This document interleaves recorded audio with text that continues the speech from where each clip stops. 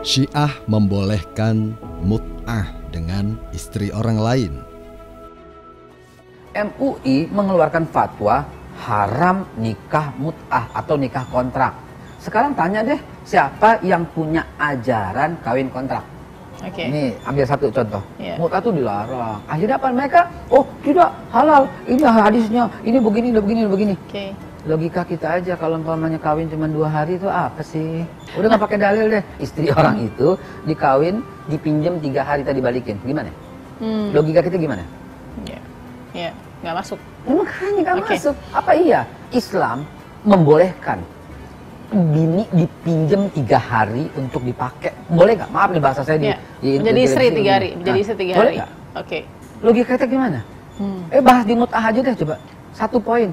Kalau Syiah mengatakan iya nikah mut'ah itu haram, berani nggak Syiah mengatakan nikah mut'ah itu haram? MUI loh ya, MUI mengatakan haram. Berani nggak Syiah mengatakan itu haram? Si orang ini membanyol tanpa membawakan satu dalil pun dalam hal bolehnya meminjamkan istri untuk dimut'ah.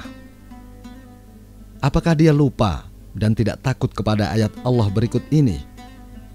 Dalam surat Al-Isra ayat 38. Dan janganlah kamu mengikuti apa yang kamu tidak mempunyai pengetahuan tentangnya. Sesungguhnya pendengaran, penglihatan, dan hati semuanya itu akan diminta pertanggungjawabannya. Si orang ini mengatakan bahwa Syiah membolehkan mut'ah dengan istri orang lain dengan jangka waktu tertentu. Kalau kami tanyakan kepadanya mana dalilnya, demi Allah, kami bersumpah bahwa dia tidak akan menemukan dalilnya. Karena hal tersebut secara mutlak haram menurut Syiah. Mari kita lihat pernyataan salah satu ulama besar Syiah berikut ini. Dalam kitab Tahrir Al-Wasilah, karya Sayyid Ruhullah Al-Musawi Al-Humaini, salah satu ulama besar Imamiyah, jilid 2 halaman 281, terbitan Dar At-Ta'aruf Beirut, cetakan ketiga tahun 1981. Imam Khomeini berkata, barang siapa yang berzina, kami tegaskan berzina bukan menikah, dengan mut'ah dengan wanita yang memiliki suami, baik nikah daim maupun mut'ah. Jadi menurut Imam Khomeini, lelaki yang menikahi seorang wanita yang sudah memiliki suami, maka dihukumi dia telah berzina, baik nikahnya itu berbentuk mut'ah atau nikah daim. Diharamkan baginya selama-lamanya, baik wanita tersebut seorang muslim atau tidak, baik telah dilakukan bersetubuh oleh suaminya ataukah belum dilakukan, maka seorang laki-laki yang menzinahinya dan tidak diperbolehkan menikahinya setelah wafatnya suami yang sah atau terputusnya akad nikah disebabkan talak dan semisalnya. Maksudnya, tidak boleh menikahi seorang wanita yang masih dalam masa iddah. Dan menurut hukum yang jelas tidak ada perbedaan antara seorang laki-laki yang menzinahinya mengetahui bahwa si wanita memiliki suami atau tidak. Artinya tetap dihukumi berzina. Perbedaan pendapat tentang halal atau haramnya nikah mut'ah sudah ada sejak zaman sahabat Nabi SAW, sebagaimana yang disebutkan dalam kitab berikut ini. Kitab Muhalla bi Al-Athar, karya Ibn Hazm, salah satu ulama Ahlus Sunnah, jilid 9 halaman 129, terbitan Darul Kutub Al-Ilmiyah, cetakan pertama tahun 2003. Ibn Hazm berkata, telah tetap dihalalkannya nikah mut'ah oleh sekelompok salaf dari setelah wafatnya Rasulullah SAW. Di antara salaf tersebut adalah berasal dari kalangan sahabat seperti Asma binti Abu Bakar, Jabir bin Abdillah, Ibnu Mas'ud, Ibnu Abbas, Muawiyah bin Abu Sufyan, Amr bin Hurais, Abu Sa'id Al-Khudri, dan Salamah. Ini menandakan si orang ini tidak mengetahui sama sekali akidah Syiah dan intoleran terhadap perbedaan. Terbukti, dia tidak mengetahui bahwa perbedaan tentang hukum nikah mut'ah sudah ada dari zaman para sahabat Nabi SAW. Apakah si orang ini berani menilai sesat para sahabat yang telah menghalalkan nikah mut'ah? Sekarang kami ingin mengetahui tanggapan orang ini mengenai riwayat berikut ini. Kitab Raudhatul Muhibbin, karya Ibn Qayyim, salah satu ulama rujukan kelompok Wahabi, halaman 516 dan 517, terbitan Dar Alam Al-Fawaid, Ibnu Qayyim berkata, suatu hari Nasr bin Hajjaj menemui Mujasi bin Mas'ud. Dia adalah seorang sahabat yang masuk Islam setelah Fathul Mekah. Dia memiliki seorang istri yang cantik. Maka Nasr takjub akan kecantikannya dan mencintainya. Istri Mujasi pun mencintai Nasr. Ketika Nasr sedang duduk berbincang dengan Mujasi, istrinya tersebut ikut duduk bersama keduanya. Maka Nasr menuliskan untuknya sebuah ungkapan di tanah.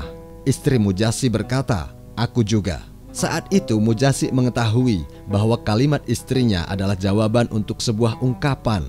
Karena dia tidak bisa baca tulis, sedangkan istrinya dapat melakukannya, dia pun mengambil bejana dan menutup ungkapan yang ada di tanah itu. Mujasi pun memanggil seorang penulis dan meminta untuk membacanya. Ternyata isinya adalah, "Sesungguhnya aku mencintaimu. Dengan kecintaan sekiranya ada di atasmu, maka ia akan melindungimu, dan jika ada di bawahmu, maka ia dapat mengangkatmu." Perbuatan Mujasi ini sampai ke telinga Nasr. Maka keduanya pun malu, dan Nasr tidak berani keluar rumah sampai badannya sangat kurus seperti selembar kertas. Mujasi pun berkata kepada istrinya, "Pergilah engkau menemuinya," yaitu Nasr, "dan sandarkan dia di dadamu. Suapi makanan kepadanya dengan tanganmu." Namun istrinya menolak, akan tetapi Mujasi terus memintanya. Maka istrinya pun mendatangi Nasr dan menyandarkannya di dadanya, lalu menyuapinya makanan dengan tangannya.